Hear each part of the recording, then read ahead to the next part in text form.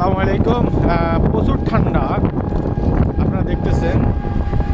আমরা এক জায়গায় যাচ্ছি, এখন প্রচণ্ড ঠান্ডা। আসি আমার চাচার সাথে।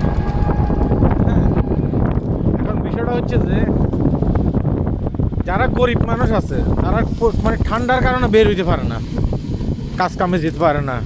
হ্যাঁ, ঠান্ডার কারণে তারা বাইরে যেতে পারতেছে না, কাজ কামে যেতে পারতেছে না। শুধু ঠান্ডা মানে শীতটা অনুভব করতেছে, উপভোগ করতেছে ওই সমস্ত মানুষ যাদের কাছে টাকা পয়সা আছে। হ্যাঁ, ঘরের ভিতরে বসে বসে কী কর মানে গরম গরম রুটি, তারপরে কোরমা, পোলাও এগুলো খাইতেছে না।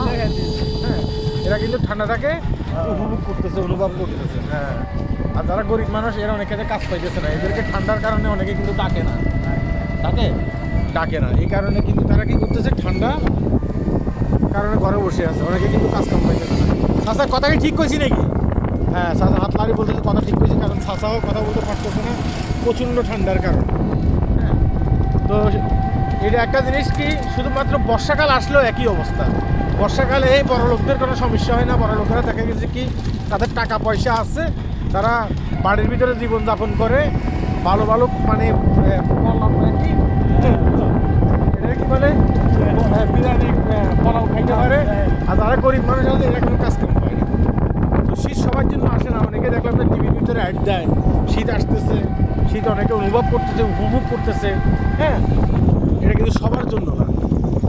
প্রচণ্ড ঠান্ডা দেখতেছেন, ঠান্ডার ভিতরে ভিডিও করতেছি আমরা। হ্যাঁ, মানুষের জীবনযাত্রার মান একবারে খারাপ বললেই চলে এখন। এটা আর কি। সবাই ভালো থাকবেন, ভিডিওটি শেয়ার করবেন। আমরা এক জায়গায় যাচ্ছি, আমরাও কিন্তু দেখা গেছে কি ফ্যাটের জায়গায় যাচ্ছি। আল্লাহ হাফিজ। কুয়াশার জন্য কিছুই দেখা যাচ্ছে না।